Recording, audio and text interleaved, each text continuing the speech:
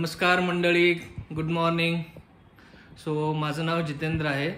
हा आपला पहिलाच ब्लॉग असेल. आत्ता वाजलेले आहेत सकाळचे 9 आणि ॲक्च्युली माझं प्रोफेशन आहे इंजिनिअरिंग मार्केटिंग आहे. सो माझ्या प्रोफेशनमध्ये ट्रॅव्हलिंग हे खूप असतं आहे, like Pune, Bangalore, Delhi. So all over India माझे क्लायंट्स असल्यामुळे मला भरपूर ट्रॅव्हल करावं लागतं आहे.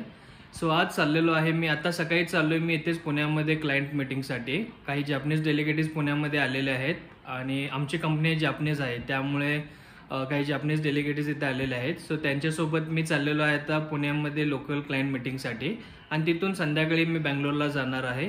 सो बँगलोरमध्ये आपण कुठे राहतोय, ते हॉटेल कसं आहे, ते हॉटेल टूर वगैरे त्याची रिव्ह्यूज वगैरे मी देणार आहे. सो आता आपण निघूयात कारण मीटिंगसाठी लेट झालेला आहे.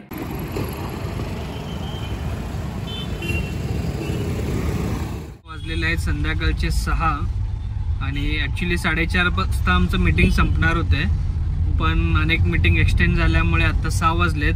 आता एअरपोर्टला निघतो आम्ही. फ्लाईटचं टायमिंग 7:30 आहे, पण आय थिंक डिले झालेलं आहे ते हाफ ॲन आवरने. त्यामुळे आता 6:45पर्यंत पोहोचेन एअरपोर्टला आणि मग चेक इन प्रोसेस वगैरे करून आपण बोर्डिंग करू.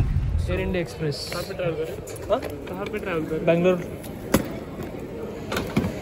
फ्लाईट आता टेक ऑफ होत आहे आणि रात्रीच्या वेळेस हा इतका सुंदर व्ह्यू दिसतोय फ्लाईटमधून. त्यानंतर आपल्याला कॉर्पोरेट मेल मिळालेला आहे. फ्लाईटमधून बाहेर पडल्यानंतर आपल्याला अशा पद्धतीने लगेज घ्यावं लागतो. बॅगेज क्लेम केल्यानंतर इकडे एक्झिट गेटसाठी मी बाहेर पडतोय आणि एक्झिट गेटमधून आपण बघू शकतोय की किती सुंदर दृश्य आहे ते. हे बेसिकली बँगलोरचं टर्मिनल 2 आहे, बँगलोर एअरपोर्टचं, जे युनेस्कोने रेकग्नाइज केले आहे की one of the world's best airport म्हणून. खूप सुंदर असे दृश्य आणि ग्रीनरी आहेत, हे आपण विटनेस करू शकतो. 1 तास ट्रॅव्हल करून मी आता हॉटेलला पोचलेलो आहे.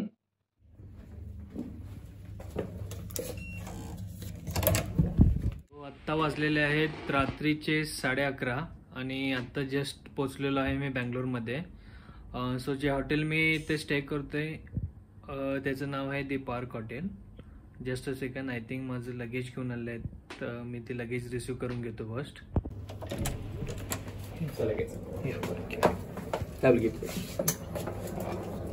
थँक्यू.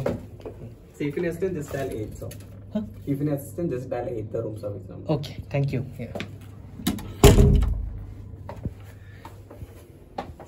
This is me. हाय. आणि माझ्या चेहऱ्यावरून तुम्हाला ओळखतच असेल की किती दमलेलं आहे ते, कारण सकाळी साधारणपणे 9 वाजता मी घरातून निघलो होतो आणि त्यानंतर 4 टोटल माझे क्लायंट मीटिंग्स होते. सो त्यात अनएक्सपेक्टेडली आमची फ्लाईट 7:30ला होती, ती डिले होऊन 8:15ला झाली आणि एकंदरीतच ओव्हरऑल खूप हेक्टिक शेड्यूल होता. सो त्यानंतर इथे येऊन आय थिंक बँगलोरला अराउंड 9:30-10 o'clock लँड झालो होतो. पण बँगलोर एअरपोर्ट हे साधारणपणे I would say 35 to 40 kilometres आहे दूर, म्हणजे सिटीपासून. त्यामुळे सिटीमध्ये येण्यासाठी सुद्धा खूप वेळ लागतो आणि ऑन द वे थोडं मी म्हणजे तुम्ही या ब्लॉगमधून बघतच असाल की मी मॅकडोनल्डला थोडं डिनरसाठी थांबलेला होतो, त्यामुळे एकंदरीत यायला लेट झालेला आहे. सो म्हणजे अजून मी बॅगसुद्धा ठेवलेलं नाही आहे. सो बिफोर लाईक म्हणजे सामान अस्ताव्यस्त होण्या अगोदर मी पटने एक रूम टूर तुम्हाला दाखवतो आणि आपण याचे चार्जेस हे वगैरे नंतर बघू. सो फर्स्ट आपण रूम टूर वगैरे घेऊ. हा आहे entrance door.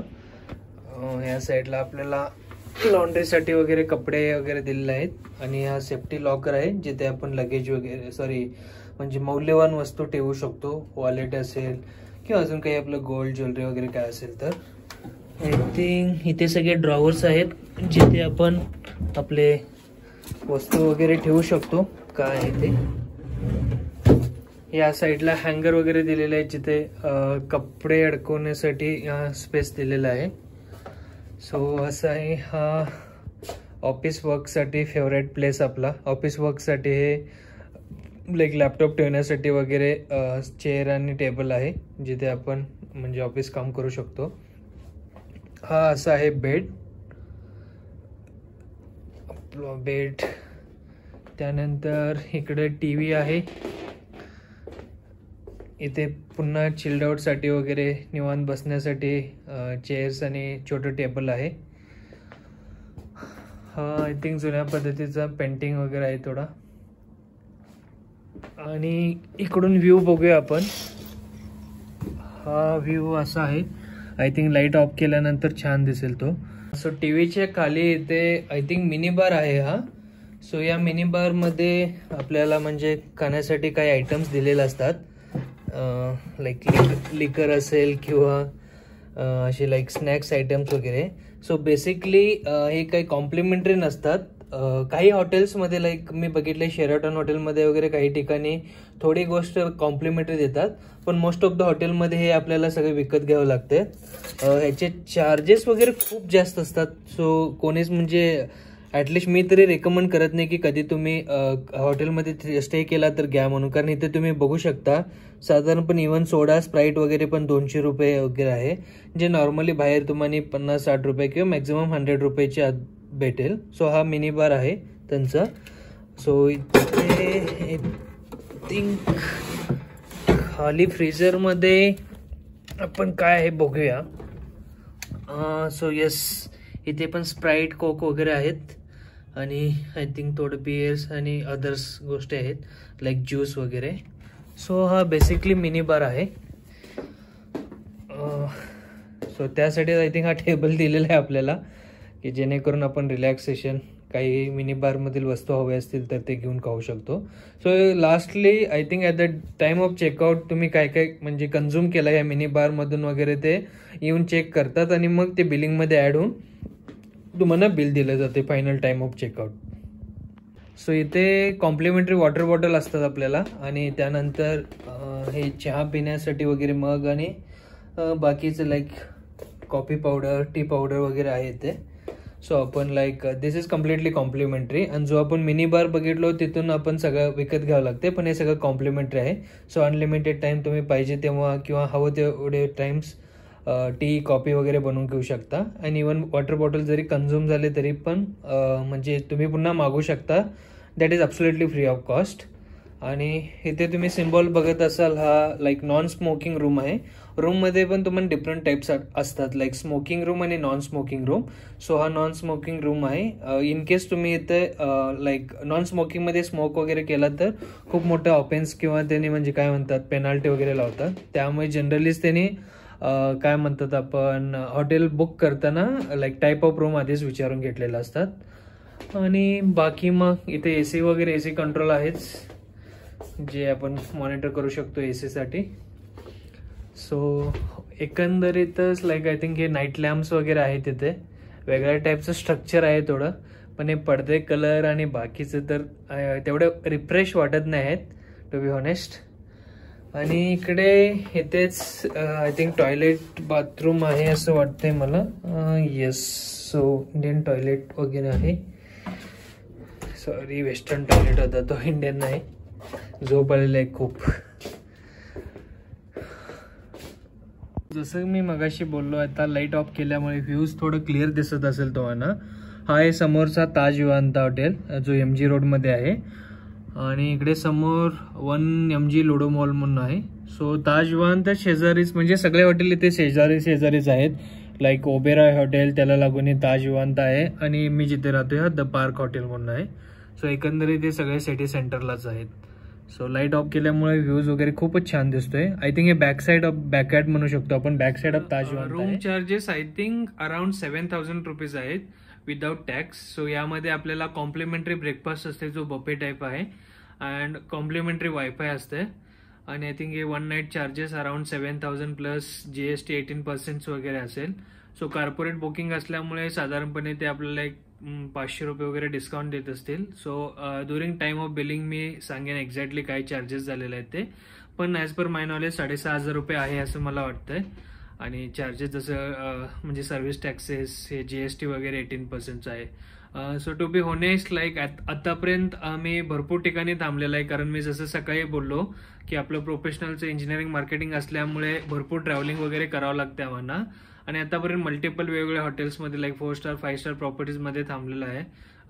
So example like हयात असेल किंवा ताज विवांता असेल किंवा कोर्टयार्ड मॅरियट वगैरे किंवा Radisson blue and so on. पण कम्पेअर टू दॅट मला टू बी होनेस हा हॉटेल काय आवडलेलं नाही, कारण एकतर चार्जेस पण सिमिलर्स आहेत, 1-2 हजार त्यांचे जास्त असतील, पण हा साधारणपणे 6,500 प्लस टॅक्स, म्हणजे सगळे धरून आपण 8,500 पर्यंत पकडू शकतो, 8,500 ते 9,000. पण त्या मानाने हॉटेल पण खूप कॉम्पॅक्ट आणि म्हणजे काय म्हणतात ते कंजेस्टेड वाटतंय असं. पण I think again area wise to area wise differ करते, कारण आता पुण्यामध्ये वगैरे आपल्याला कम्पेअर टू बँगलोर थोडं म्हणजे पुणे आय थिंक म्हणजे अजून मला आयडिया तेवढं नाही, पण थोडं चीप आहे वाटतं, म्हणजे chip in the sense like cost wise म्हणतोय मी. पण हॉटेल्स हे वगैरे लाईक बँगलोरमध्ये हे सेंट्रल एरिया आहे, जसं आपल्याला कोरेगाव पार्कमध्ये वगैरे पुण्यामध्ये खूप कॉस्टली हॉटेल भेटतात, तसंच आय थिंक हा एरिया आपण कोरेगाव पार्क सोबत कम्पेअर करू शकतो, कारण हे पुण्यातील सेंटर MG रोड हे सेंट्रलला आहे, त्यामुळे ते बऱ्यापैकी सगळेच हॉटेल खूप कॉस्टली असतात. सो आय थिंक सो की बिकॉज ऑफ दॅट हा इवन दो छोटा हॉटेल आहे पण त्याची कॉस्टेस खूप जास्त आहे. पण I don't recommend to anyone. पण आता बघू, कारण आत्ताच मी जस्ट आलेलो आहे, सो यांचे नेक्स्ट 2 डेजची सर्व्हिस वगैरे कशी आहेत, त्यांचा ब्रेकफास्ट वगैरे कसं आहे, हे सगळं बघून मी लास्ट दिवशी at the time of checkout सांगेन की ते म्हणजे राहणं किंवा स्टे करणं व्यर्थ आहे का नाही at this price. So stay tune. आता मी खूपच दमलेलो आहे, सो आय थिंक मी आता झोपतो आणि उद्या सकाळी आपण एकदा टूर घेऊया, हॉटेल टूर वगैरे, इफ टाईम अलाउस, नाही तर संध्याकाळी आपण भेटूच मग. या, थँक्यू, बाय, गुड नाईट. सकाळचे आता 8 वाजलेले आहेत आणि मी रेडी झालेलो आहे ऑफिससाठी.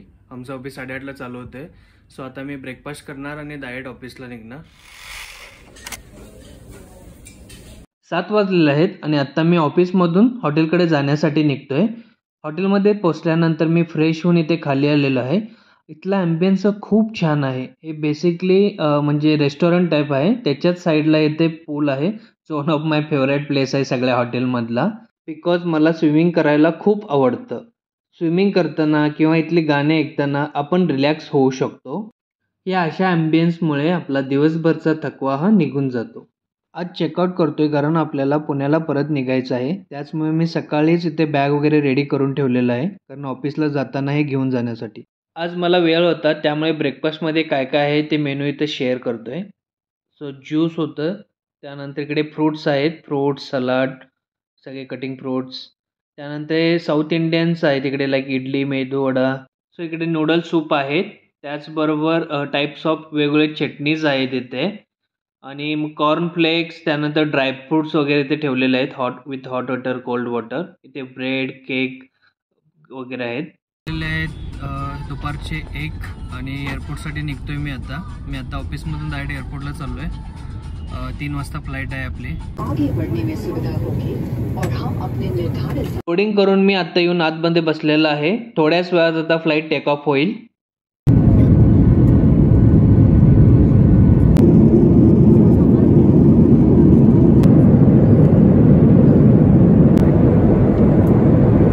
लँड झालो होतो तेव्हा 25 जानेवारी होता आणि उद्या 26 जानेवारी रिपब्लिक डेची तयारी खूप छान अशी चालू होते.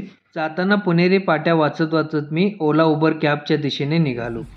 सो पुण्यामध्ये अराउंड 5 o'clock मी लँड झालेला आहे आणि साधारणपणे 5 वाजून 10 मिनिटांनी कॅब घेतलेला आहे घरी निघण्यासाठी, पण ट्रॅफिक एवढं हेवी दाखवत आहे. अराउंड 7 वाजता दाखवत आहे, 1.5 तास. त्यामुळे 7 वाजता पोचेल आता घरी. बँगलोर टू पुणे फक्त 1 तास 10 मिनिटात आलेला आहे, पण पुण्यावर घरी जाण्यासाठी ऑलमोस्ट 1.5 ते पावणे 2 तास लागतात असं वाटतं. मंडळी, हा माझा पहिलाच ब्लॉग होता आणि व्हिडिओ जर आवडला असेल तर कमेंट्समध्ये लिहून कळवा. व्हिडिओला लाईक करा, शेअर करा आणि आपल्या चॅनलला सबस्क्राईब करा.